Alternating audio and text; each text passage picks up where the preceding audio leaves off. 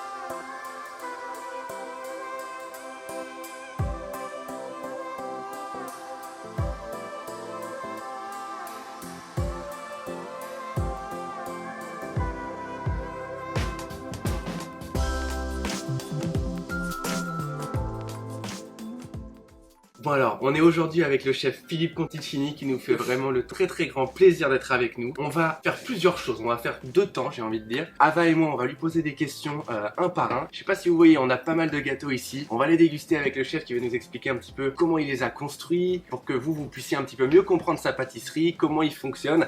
Et évidemment refaire exactement la même chose chez vous. C'est possible ça chef de faire la même chose? La même chose que tout ça? Ouais. On va vous donner une petite recette rapide pour... Ah bah ça avec grand plaisir. Avec grand plaisir.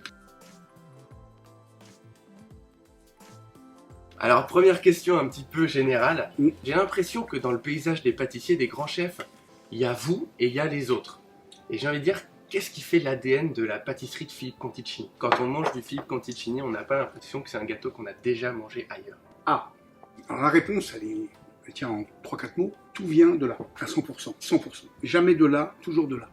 Là, par contre, c'est extrêmement construit. Ce que je veux savoir, comment je vais utiliser l'eau d'un jaune d'œuf. Il y en a 51% d'un jaune d'œuf. Comment je vais utiliser les protéines du jaune d'œuf. Il y en a 11%. Comment je vais utiliser la matière grasse du jaune d'œuf.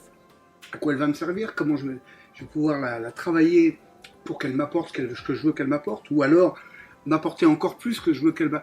Voilà, c'est tout ça, et tous les ingrédients, je les ai tous là, ils sont tous décortiqués, je sais comment ils sont faits, et tout ce que chaque partie de l'ingrédient peut m'apporter. En fait, je réfléchis énormément, ça c'est important. Mais par contre, pour répondre à votre question, ça vient de là.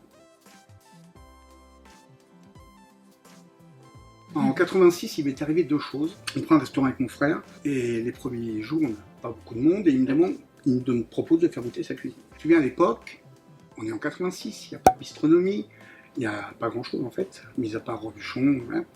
Il fait une côte de cochon de lait de 10 cm d'épaisseur, rosée, gratinée au four, avec une purée de pommes de terre foisonnée à mort, et jus de cuisson, Marine d'en parler.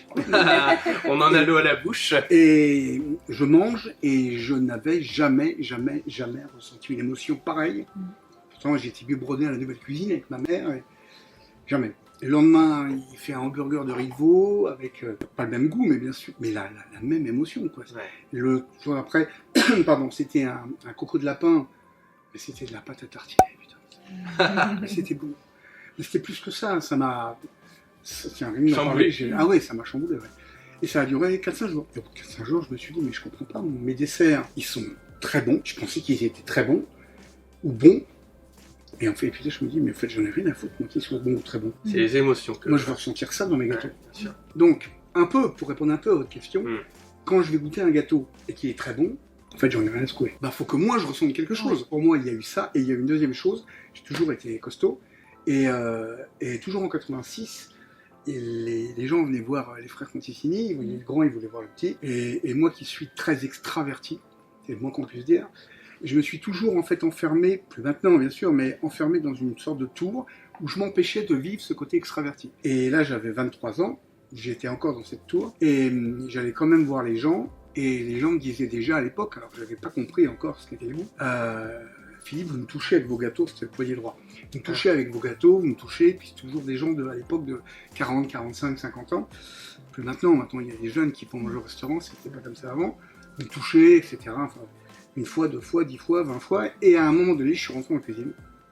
Puis là, je me suis dit, mais putain, c'est à moi qui parle. Et alors là, ça m'a fait une sorte de choc dans ma tête. Et je me suis dit, c'est au travers de ce que je fais qu'en fait, il me voit. Il voit plus les formes. Alors la côte de cochon, plus ça, ah bah là, ça... C'était parti. Là, j'ai compris que jusqu'à présent, j'avais un parcours classique. Et là, je suis devenu autodidacte. 100% autodidacte. J'ai tout repris à zéro. J'ai pas oublié ce que j'avais appris. Bien sûr. Mais j'ai tout repris à zéro. Tout. Ça, Sans c'était exception. en 86. Donc 86, c'est une année clé. Clé. Et après 86. 86, il s'est passé 1000 choses après. J'ai commencé à structurer des petites sensations vers 88, 89. J'ai intégré les techniques de cuisine au début, ce que je ne ferais plus maintenant, si on me posait la question, parce que j'ai trouvé des clés qui empêchent, qui permettent de ne plus les chercher, les essais dans mon cuisine. Et si un jour quelqu'un me le demandait, je le dirais, mais c'est marrant, personne ne me le demande. Et bien justement, on vous pose la question. C'est quoi ces clés? Et c'est marrant, j'étais sûr que je vais dire ça.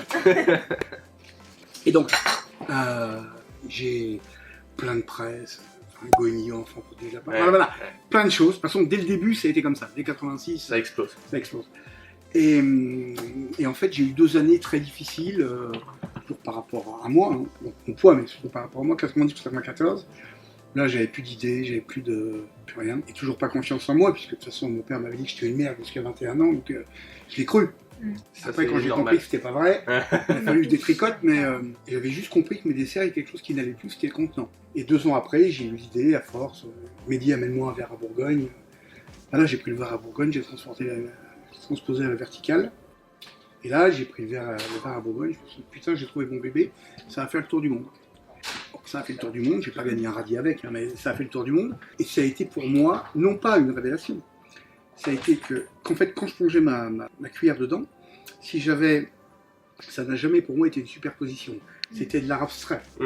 Mais en admettant, s'il y avait l'acide en bas, le goût principal au milieu et du moelleux au-dessus, quand je plongeais ma cuillère, bien sûr, j'avais d'abord l'acidité, ensuite le goût principal, et après le moelleux. Donc je mettais l'acidité sur les papilles qui éveillaient les papilles, le goût moelleux, le goût principal qui se posait sur les papilles totalement éveillées, et après le goût moelleux qui enrobait tout ça, qui me permettait de garder longtemps en bouche. Le goût. Ce que je me suis dit, c'est ce que j'avais pensé en 86, mais que j'avais juste pensé, parce que j'étais tellement loin de comprendre, je me suis dit, en fait, je ne m'étais pas trompé. Les saveurs, les goûts, c'est comme des mots. Il faut juste bien comprendre l'orthographe et la grammaire pour réussir à faire des phrases. Et en faisant les phrases, quand on les maîtrise, si j'arrive à les maîtriser, je vais pouvoir, en maîtrisant et en sachant ce que je fais, transmettre ce que je suis à tout le monde. Donc travaillez bien à l'école, apprenez la grammaire, la conjugaison, tout ça c'est hyper important. Et ensuite vous pourrez faire des desserts comme Philippe Conticini. C'est hyper intéressant. C'est la vérité. Et pour l'émotion, en 2001, je vais à New York, et je vais au Japon. Là-bas on me dit c'est de la musique dans la bouche, ce que vous faites. C'est beau ça, c'est de la musique dans la bouche. Et au Japon, je travaille toujours avec eux, c'était le patron d'un grand groupe, il m'avait demandé de remonter une image. Hein. Je leur fais une dizaine de desserts, produits japonais que je connaissais pas d'ailleurs, mais c'est mon choix, avec des techniques françaises. Et je leur fais des croquettes de haricots rouges avec vinaigre balsamique, fleurs de sel, zeste d'orange, enfin que des trucs qu'ils n'avaient pas goûté. Et le haricot rouge, en fait, il était dépassé. Là. Et le patron, qui avait 60 ans, il met ça dans la bouche, et il fait « J'ai déjà mangé ça quand j'étais petit ». Et là, ça a percuté. J'ai dit « Non, monsieur, c'est pas possible. Ça, vous l'avez jamais mangé. » Par contre, vous avez peut-être ressenti un plaisir similaire. Et là, j'ai compris, au Japon, putain, j'arrive à me passer, pas encore à 100% en maîtrisant, mais j'arrive à faire passer de l'émotion aux États-Unis et au Japon. Et j'ai compris après, parce que j'arrête pas de me mettre en question tout le temps, toujours aujourd'hui d'ailleurs, qu'en fait, avec le même gâteau, la même pâtisserie, le même goût, la même recette, tout pareil, change rien. On peut déclencher la même émotion à New York, à Londres, en Allemagne, en France, au Portugal, je vais partout où je l'ai vendu, hein. La Corée, Shanghai, la Chine, le Japon, 2 gâteaux, le Paris-Brest bien sûr, mais aussi le Grand Cru Vanille, les 2 meilleures ventes à chaque fois. Et les gens me disaient, mais c'est hallucinant, on a l'impression de vivre un câlin. Et les mots étaient les mêmes dans tous ces pays-là. Et pourtant des cultures radicalement différentes. Donc l'émotion est universelle. Ah, ça, bien sûr, on est tous blindés d'affect depuis l'enfance. Alors, on avait une autre question. Si vous aviez 10 points à répartir entre le goût, la texture et le visuel au moment de créer un gâteau, comment vous répartireriez les points? Alors, je comprends bien la question. Il y a 3 trucs. On vous donne 10 points et vous pouvez... Ah, 10 points, Ouais. des points, d'accord, ok. Vous devez les répartir entre texture, goût et visuel. D'accord. Alors, moi, texture est un mot que j'emploie jamais. Hein. D'accord. Je Alors, comprends pas très bien. densité ou c'est quoi? C'est structure. Structure. La texture fait forcément partie de la structure. Enfin, en tout cas, je vais répondre. Texture, donc vous dites texture, visuel et goût. C'est exactement. Sur 10 points, Ouais. si je parle pas de matière, je dirais 9 points pour le goût et le reste pour les autres. Le goût avant tout. Non, la texture m'intéresse pas. La structure, oui, mais vous l'avez pas cité. Et le visuel, je trouve, moi j'aime quand c'est beau, hein. Ouais. Sauf que ça vient du goût. C'est le goût et la position du goût qui m'amène un décor. Le gâteau est son propre décor, je fais pas de trucs. Il m'a fallu 20 ans pour arrêter de mettre des bons trucs en chocolat sur les gâteaux, ce que je ne critique pas. Mais c'était mon choix, de simplifier ma pâtisserie. Donc voilà, 9, et le reste, il se partage en 2. Voilà. Donc quand même une pâtisserie qui va à l'essentiel, qui part du cœur et qui transmet des émotions. Si je peux, je dis pas que j'y arrive sur tous mes gâteaux, mais si je peux, oui, c'est ce que je veux. Ça a pas l'air compliqué comme ça. Dit comme ça. Ça m'a pris 30 ans, un peu plus de 30 ans. Donc c'est quand même, vous entendez que c'est quand même un petit peu compliqué. C'est vrai que peut-être les gens qui nous regardent se demandent plus comment casser un œuf que comment répartir les protéines de l'œuf, l'eau de l'œuf. Mais il faut commencer par se demander comment on casse un œuf avant de pouvoir créer des gâteaux incroyables. Alors, on va passer à une deuxième étape, un petit peu différente, où on va vous poser des questions avec 2 choix. Et vous devez choisir assez rapidement, entre guillemets, à l'instinct, avec le cœur. Oui. La première, c'est, alors, plutôt sucré ou plutôt salé?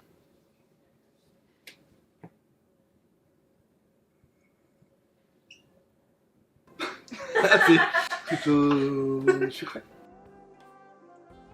tarte pralinée ou chou praliné? Il y a un petit peu le premier gâteau signature, le Paris-Brest chou praliné, et maintenant il y a le nouveau gâteau d'émotion, la tarte pralinée. Non mais vous les avez hyper complexifiées vos questions. C'est horrible. À la fois elle est simple C'est mais dur. hyper compliquée. Chou. Chou praliné. C'est votre dernier mot, Philippe. Amertume ou acidité? C'est terrible. Il y a une tension ici que vous ne pouvez peut-être pas Ah, ressentir. la tension est terrible. c'est terrible. Moi je C'est commence à palpable. avoir le transpirer. Acidité. Acide. Mais jamais l'amertume. C'est dur votre question, j'adore ça. Donc, oh, les questions qui tuent. Question suivante. On s'arrête sur acidité? Oui, oui. C'est frustrant cette interview. Si vous avez une recette pour devenir pas un très bon pâtissier, parce que ça peut s'apprendre, ça peut dans des bouquins, dans plein de choses, mais est-ce qu'il y a une recette secrète pour devenir un pâtissier heureux? Un pâtissier accompli, qui se sent bien dans ce qu'il fait et heureux, tout simplement heureux. Putain, vos questions, vous les travaillez, vous. Je me suis dit, ça va être cool, tout ça. Mais pas du tout. Mais pas du tout. Pour être un pâtissier accompli heureux, c'est votre C'est question. ça. En tout cas, heureux, voilà, donc accompli, hein, forcément. Le premier cadeau qu'il faut se faire, c'est apprendre. Apprendre tout ce qu'on peut, pas tout, mais tout ce qu'on peut, le maximum, surtout si dès le départ on sait vers où on veut aller, ça peut limiter ce qu'on a à apprendre. Sinon, il faut apprendre le maximum donc, de techniques et de comprendre ce qu'on fait le maximum. Ça, c'est le plus beau cadeau qu'on puisse se faire. Enfin, c'est un des 2 plus beaux cadeaux qu'on puisse se faire. Deuxième, c'est en parallèle d'essayer tout seul ou avec quelqu'un de comprendre qui on est, quel est son propre goût, sa propre sensibilité, son propre moyen de l'exprimer, parce que tout le monde est différent, etc., etc. Ça, c'est le deuxième, il est peut-être même plus important celui-là que le premier. Parce que sans technique, Si vous avez l'autre, vous allez faire des gâteaux. Peut-être pas beau, mais les gens vont les aimer. Si vous vous arrêtez à la technique, ils vont être beaux. Mais je ne suis pas certain que les gens vont les aimer beaucoup.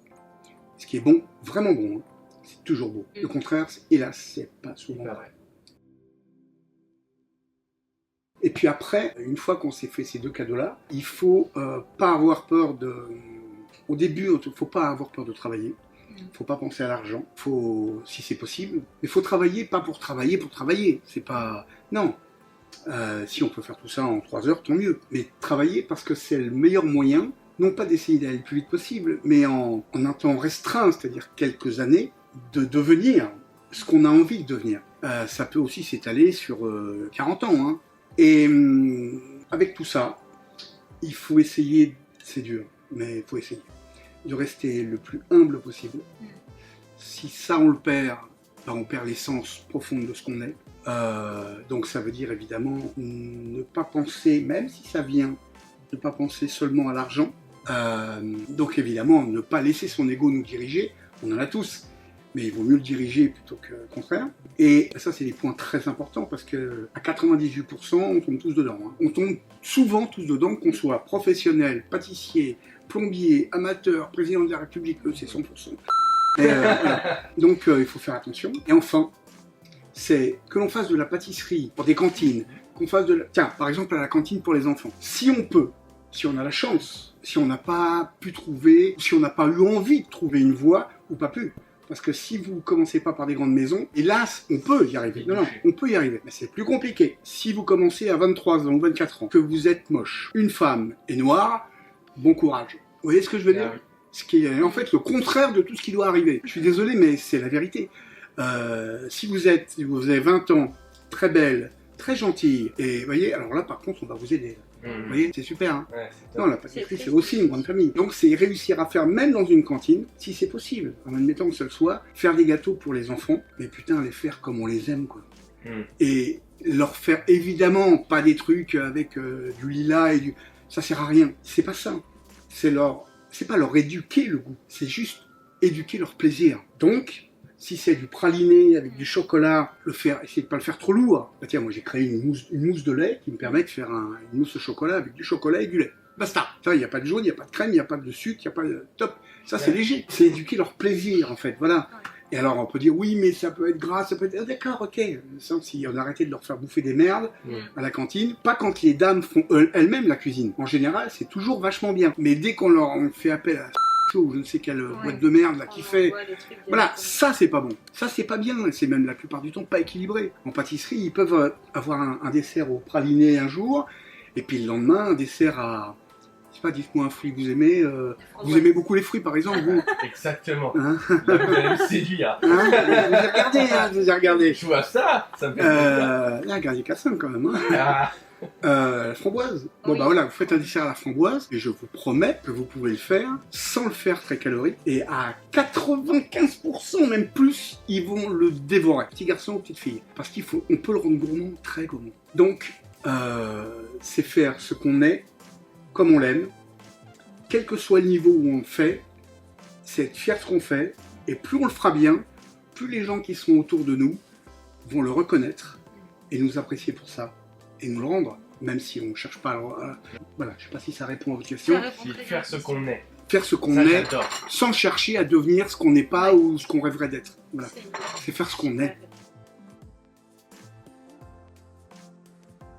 Arrêtez médecine et faites de la pâtisserie. Bon voilà, la partie 1 est déjà terminée, c'était incroyable, j'espère que vous avez apprécié le moment autant que nous. C'était pour nous un immense bonheur et une chance inouïe de le rencontrer, d'avoir pu lui poser toutes les questions qu'on se posait et d'avoir partagé vraiment ce moment-là avec lui. Vous allez voir que ça ne s'arrête pas là parce que mercredi prochain, il y a la suite de la vidéo et là, on passe sur la partie dégustation. C'est vraiment une chance, c'est quelqu'un de super inspirant. J'espère que vous avez pu prendre quelques-uns de ses conseils qui sont magiques. Faites ce que vous êtes, ça c'est un truc que moi j'ai retenu. Faites ce que vous êtes comme vous l'aimez. Je pense que si on applique ça à nos vies, on va tout cartonner. C'est ce qu'on vous souhaite en tout cas. On se dit à mercredi prochain pour la partie 2. En compagnie de Monsieur Philippe Conticini. En attendant, on vous donne rendez-vous dimanche pour une nouvelle vidéo sur la galette des rois. Parce que oui, quand même, c'est l'épiphanie, faut pas l'oublier. Si vous avez aimé cette vidéo, ce nouveau format, Mettez-nous un petit pouce en l'air, des petits commentaires, ça nous encouragera. Et puis vous pouvez toujours vous abonner, appuyer sur la petite cloche pour ne louper aucune de nos prochaines vidéos. On vous met tous les liens des réseaux sociaux et l'adresse de la boutique du chef dans la description. Et nous, on se dit à très vite. Gros bisous.